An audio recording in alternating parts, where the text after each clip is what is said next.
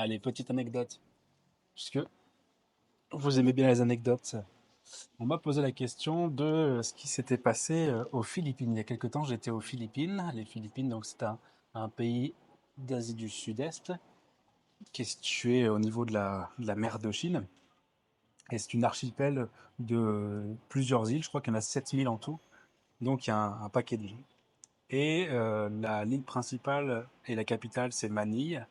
Et donc Manille, c'est une ville qui est assez chaotique dans le sens où c'est une très grosse ville et il y a une différence de richesse qui est assez conséquente, dans le sens où il y a des très riches et des gens très pauvres. Et à Manille, du coup, je me retrouve dans le quartier Intramuros. Le quartier Intramuros, c'est le quartier un petit peu historique de la ville. Il faut savoir que les Philippines ont été colonisées par l'Empire espagnol, puis par les Américains. Et donc, ça a laissé des traces au niveau de la culture, au niveau de l'architecture et justement au niveau de ce quartier Intramuros. Donc, le quartier Intramuros, c'est le quartier historique, disons, euh, qui est un vestige de la colonisation espagnole des Philippines. C'est un quartier qui est très beau d'ailleurs. Peut-être la seule chose à voir vraiment à Manille, hein, parce que le reste, c'est pas génial. Donc, le quartier Intramuros, euh, magnifique, enfin, très beau quartier, très sympa, une ambiance très, très sympa. Et donc, du coup, je me retrouve devant la cathédrale de ce quartier Intramuros, la cathédrale de Manille. Alors, je connais plus le nom de la cathédrale. Et je m'assois sur un banc. Et du coup, il y a une femme qui vient, je sais pas, entre 30 et 35 ans à peu près. Une femme philippine, philippinaise, philippine, et un gars. Hello! Et, euh, et du coup, on commence à discuter. Il faut savoir que aux Philippines, ils parlent un anglais impeccable. C'est la langue, la deuxième langue officielle du pays, ce qui fait qu'ils parlent tous très très bien anglais. Beaucoup mieux que moi d'ailleurs. Donc du coup, on commence à discuter et puis la fille me dit, elle me demande d'où est-ce que je viens. Je lui dis de France. Elle me dit, ah c'est cool, j'ai ma sœur moi qui habite en France. Et je dis, ah bah écoute, trop bien. Elle habite où en France? Elle habite à Lyon. Et moi j'ai habité à Lyon un petit peu. Et du coup, on discute de ça et elle me propose de venir chez elle manger pour rencontrer sa sœur et puis discuter. Moi, à ce moment-là, je ne vois pas, mon radar en tout cas ne me signale rien de particulier, donc ok, j'y vais. Donc on y va, je sais pas, d'avoir 45 minutes à peu près pour aller chez elle. Et lorsque j'arrive chez elle, il y a, je rencontre sa mère, à la fille du coup, qui me propose à manger, donc je mange avec eux, et puis il y a un autre gars. Et l'autre gars, il a des bagues en or au doigt, une grosse chaîne en or. Et en fait, c'est un croupier. Il est croupier dans un casino. Enfin, en tout cas, c'est ce qu'il me raconte. Donc, le croupier, c'est le gars qui distribue les cartes. Et on discute. Et puis, il me dit que bah, lui, il est croupier dans un casino, sur un bateau de croisière.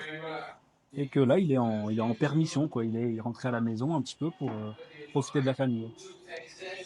Et donc, du coup, il me dit, est-ce que ça t'intéresse que je t'apprenne un petit peu les trucs, un peu les secrets des croupiers pour pouvoir gagner?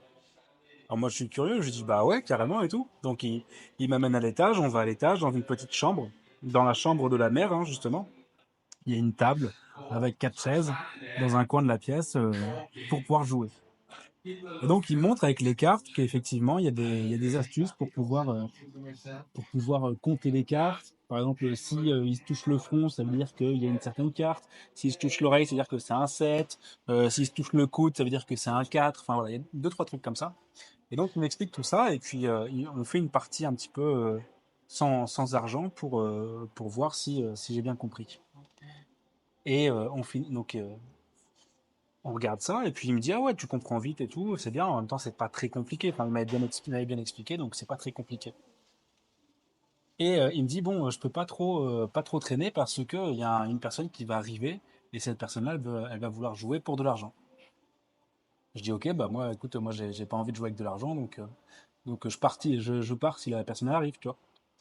Et il me dit, mais t'inquiète pas, ce qu'on peut faire, c'est que vu que tu as bien compris, on peut jouer ensemble, on fait 50-50 sur les gains, et puis bah on plume le gars qui arrive.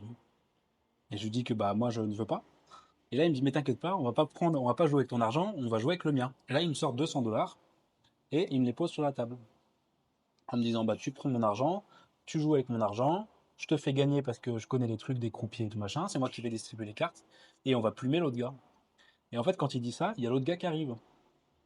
Et du coup, là, je me retrouve dans la situation où je suis assis, j'ai la fille qui m'a amené chez elle juste à côté de moi, à ma droite, le croupier en face, et la nouvelle personne qui vient d'arriver juste là, en face.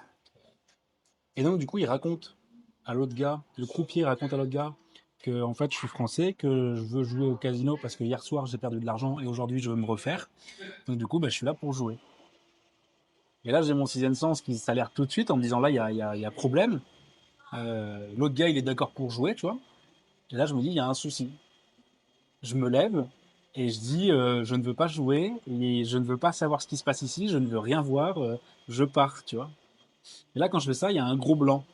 Plus personne ne parle. Et les trois, ils se regardent entre eux, tu vois, genre en mode, bah, qu'est-ce qu'on fait là? Qu'est-ce qu'on fait? Parce que c'est pas ce qui le script, il n'est pas respecté là. Je pense qu'ils étaient tous de mèche, hein, la fille, le croupier et le gars qui vient d'arriver. L'objectif, c'est de ramener des touristes chez eux, les faire jouer au blackjack. Une fois qu'ils jouent au blackjack, bah, ils commencent à gagner un peu d'argent parce que c'est truqué avec le croupier. Et puis après, bah, le gars, il va se dire, oh, en fait, t'es un tricheur, t'as essayé de m'arnaquer, maintenant, bah, c'est à moi de te plumer, quoi. Et donc, du coup, ils arnaquent les gens comme ça. Donc, je me lève, du coup, je dis que je veux pas. Et donc là, ils s'arrêtent tous. Et la fille qui m'a amené, là, je sais pas pourquoi, aujourd'hui encore, je sais toujours pas pourquoi, elle a un changement d'attitude complet. Elle me prend par le bras et elle me dit, Lucas, maintenant il faut qu'on parte. Mais elle me le dit comme si elle avait peur, tu vois. Elle est inquiète, il se passe un truc. Et donc du coup, elle m'amène en bas. Et donc quand je suis en bas, dans la pièce où j'ai mangé, bah, je prends ma sacoche, je compte les billets qu'il y avait dedans, parce que je me dis, ça se trouve, ils m'ont pris de l'argent, tu sais, sans que je le vois, quand j'étais concentré à compter les cartes et tout. Surtout que ce jour-là, en plus, je prenais l'avion le soir, donc j'avais tout mon argent sur moi, mon passeport, mon téléphone et ma caméra. Donc ils auraient pu ne serait-ce que prendre mon passeport, tu vois, ça aurait été un peu embêtant. Et du coup, donc je recompte, il m'avait rien pris. Et le croupier, il revient vers moi, il se met à côté de moi et il me dit, bon Lucas, tu sais, ma maman, elle est à l'hôpital, elle est malade. Je dis, oui, bon, bah, oui, ok, d'accord, je suis désolé, hein. Il me dit, elle a des problèmes rénaux. Et je dis ok, donc il me dit bah là elle est en train de faire une dialyse, donc ils sont en train de lui changer son sang. Donc peut-être que tu pourrais bah, me donner 1 litre de ton sang. Et du coup bah, je dis bah là, je suis complètement choqué. Je me dis ben non en fait c'est quoi ce délire quoi? C'est quoi ce délire? On demande pas 1 litre de sang aux gens. Je veux dire t'es pas Dracula quoi. Je veux dire. Et du coup je refuse. Je dis bah non c'est pas mon rôle et puis ça me met mal à l'aise tu vois. Et il me dit bon bah si c'est ça bah tu peux me donner 100 dollars. Je lui dis, ben non, je vais pas te donner de l'argent, je suis pas là pour ça. Et donc là, la nana, elle recommence à me prendre par le bras et à me dire, Lucas, là, maintenant, il faut qu'on parte. Et donc elle me tire vers la sortie. Mais vraiment apeuré, quoi. Et en fait, quand je pars, le croupier me demande de l'argent, la maman qui m'a donné à manger me demande de l'argent, le frère qui était là au début avec la fille devant la cathédrale me demande de l'argent. Et du coup, bah, là, je pars, la fille, elle m'emmène jusqu'au métro pour être sûr que je reparte en sécurité. Et elle m'a dit, je te raccompagne pour être sûr que tu repartes en sécurité chez toi. Je sais toujours pas. Et donc, du coup, après, bah, j'ai pris le métro et je suis parti. Et au final, il m'avait rien volé. Au final, j'ai gardé mon sang et j'ai pas perdu un organe. Mais ouais, je pense que je pense que si j'avais accepté de les suivre pour faire une prise de sang, déjà, il faut être cinglé pour aller dans cette démarche-là. Mais après, une fois que tu es là-bas, enfin, je veux dire, ils t'endorment, ils te droguent, ils t'endorment, et puis tu te réveilles dans une baignoire avec une cicatrice sur le bide, et puis un rein en moins, ou autre chose, tu vois. Et je pense que je suis tombé sur des gens qui n'étaient pas agressifs à ce moment-là, parce une fois que j'étais dans la maison, je veux dire, personne n'était au courant que j'étais dans la maison. Enfin, mes proches n'étaient pas au courant, la police n'était pas au courant, je savais absolument pas où j'étais. Je veux dire, j'étais coincé, quoi. Ils m'auraient forcé à rester dans la maison. Avec un peu de bagarre, je veux dire, j'étais tout seul, ils étaient plusieurs. Bon, bah voilà, hein, ça aurait été réglé, quoi. Et, mais ouais, je pense que C'était pas leur coup d'essai parce que c'était très bien ficelé, tout était hyper fluide et tout, et c'est quelque chose de récurrent dans les arnaques, avec les arnaqueurs, avec les voleurs et tout.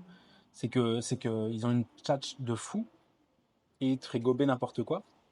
Et c'est ça un peu justement le côté un peu secret, un peu fantastique des arnaqueurs, c'est que bah, justement ils arnaquent les gens parce qu'ils te font croire des trucs.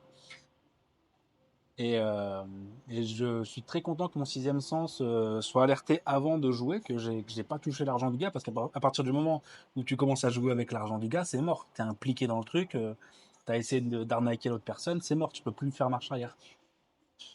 Donc je suis très content d'avoir arrêté ça. Je ne sais toujours pas pourquoi est-ce que la fille a changé complètement d'attitude et m'a sorti de ce bourbier-là, alors que c'est elle-même qui m'y avait emmené. Je pense que je serais ressorti avec un rein en moins, sans mon argent, en tout cas, ça c'est sûr, mais potentiellement avec un rein en moins ou un autre organe. Du coup, ouais, je crois que je suis passé pas très loin de trafiquant d'organes.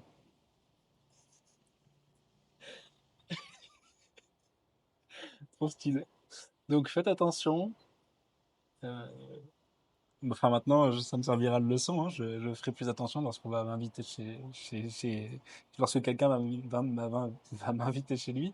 Je demanderai si sa maman ou un proche a des problèmes rénaux avant.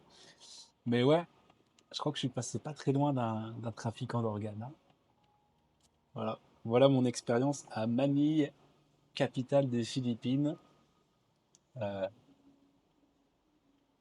ouais, pas passé loin. Abonne-toi si ça t'a plu. Si tu veux me donner un organe, like, partage. Et on se voit bientôt. Ciao.